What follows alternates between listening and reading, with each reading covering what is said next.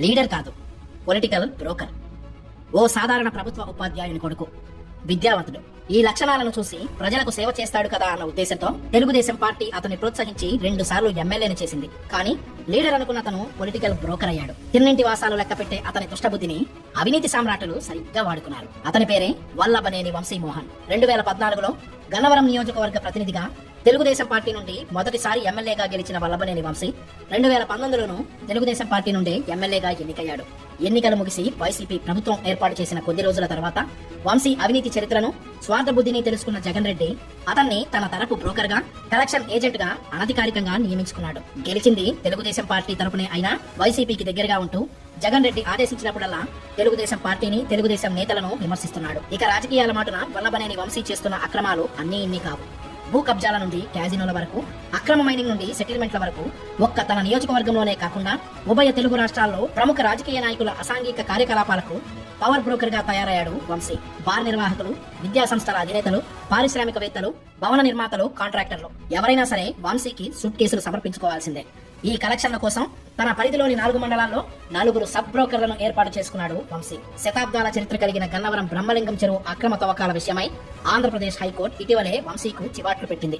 దేవాలయాన్ని, దేవుడి విగ్రహాన్ని తరలించి మరీ కోట్ల రూపాయల మట్టిని తవ్వించి అమ్ముకున్నాడు వంశీ. బాపులపాడు తహసీల్దార్ సంతకాన్ని ఫోర్జరీ చేసి భూమిని కొట్టేశాడన్న అభియోగంపై 2019 అక్టోబర్లో ఇతగాడి మీద కేసు బుక్ అయింది. తనకు కమిషన్ ఇవ్వలేదన్న కోపంతో హనుమాన్ జంక్షన్ వద్ద ఫ్లైఓవర్ నిర్మాణాన్ని అడ్డుకున్న వంశీ తనకు వీటాక్స్ ముట్టాకే పనులు జరగనిచ్చాడు. అవుటుపల్లి, గొల్లపూడి ఔటర్ రింగ్ రోడ్ నిర్మాణాలలోనూ ఇదే తత్తు. హైదరాబాద్, విజయవాడలో వివాదాస్పద భూములు తాకట్టు పెట్టి బ్యాంకుల నుండి 230 కోట్ల రూపాయల రుణం తీసుకున్నాడు. బాపులపాడు మండలం మల్లవల్లిలో 100 ఎకరాలు, గన్నవరం మండలం సూరంపల్లి, కొండపాడులో 100 ఎకరాలు, ముస్తాబాద్ లో 80 ఎకరాల్లో అక్రమ గ్రావెల్ త్రవ్వకాల ద్వారా 300 కోట్ల రూపాయలు సంపాదించాడు వంశీ. వైసీపీ నేతలకు ఏమాత్రం తగ్గకుండా జగనన్న కాలనీల పేరిట పోరంబోకు, లోతట్టు భూములను తన అనుచరులతో చౌకగా కొనిపించి ఎకరా 10 లక్షల రూపాయలు కూడా చేయని భూములను ప్రభుత్వంతో 50 లక్షల రూపాయలు కొనిపించాడు వంశీ. ఇది చాలదన్నట్టు ఆ భూముల లెవలింగ్ పేరిట మళ్లీ ఎకరాకు 10 లక్షల రూపాయలు నొక్కేశాడు. ఈ ఒక్క స్కామ్ లోనే వంశీ 170 కోట్ల రూపాయలు జేబులో వేసుకున్నాడు. వంశీ అతని అనుచరులు కన్నుపడితే చాలు ఆ భూమి కబ్జా కావాల్సిందే. గన్నవరం విమానాశ్రయం సమీపంలో ఓ అపార్ట్మెంట్ కోసం దళితులను బలవంతంగా ఖాళీ చేయించి రోడ్డు వేయించుకున్నాడు. నియోజకవర్గంలో సుమారు 1000 ఎకరాలను వల్లభనేని వంశీ కబ్జా చేసినట్టు అంచనా. ఏపీలోనే కాదు, తెలంగాణలోనూ వంశీ సెటిల్మెంట్ చేస్తాడు.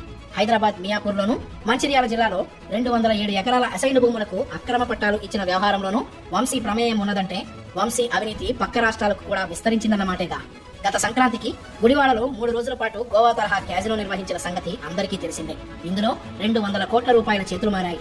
గుడివాడ గుట్కానాని, హైదరాబాద్ లో ఇటీవల పట్టుబడ్డ చికోటి ప్రవీణ్, వల్లభనేని వంశీ ఈ ముగ్గురు కేవలం క్యాజినో నిర్వహణ మాత్రమే కాదు, వైసీపీ నేతల అవినీతి సంపాదనను దేశం దాటించి హవాలా కార్యకలాపాలకు పాల్పడుతున్నట్లు పోలీసులు భావిస్తున్నారు. ఇక సినిమా నిర్మాతగా వల్లభనేని వంశీ చేసిన ఘోరాలు మరెన్నో. విజయవాడ హెల్త్ యూనివర్సిటీకి ఎన్టీఆర్ పేరు మారిస్తే తప్పేంటి అని అడుగుతున్నాడు. తనకు రాజకీయ భిక్ష ఇచ్చిన తెలుగుదేశం పార్టీ మీద గానీ, తనకు అవకాశం ఇచ్చిన చంద్రబాబు గారి మీద గానీ, తెలుగు జాతి ఆరాధ్య దైవం ఎన్టీఆర్ పట్ల గానీ, ఆయన కుటుంబం పట్ల గానీ కాస్తంత కూడా విశ్వాసం లేని స్వార్థపరుడు వల్లభనేని వంశీ. 2024 ఎన్నికల్లో గన్నవరం ఎమ్మెల్యేగా వైసీపీ నుండి పోటీ చేస్తాడట. మీరేమంటారు? ఇలాంటి ద్రోహిని, అవినీతి పరుడిని, పొలిటికల్ బ్రోకర్ ని ఎన్నుకుందామా? ఆలోచించండి.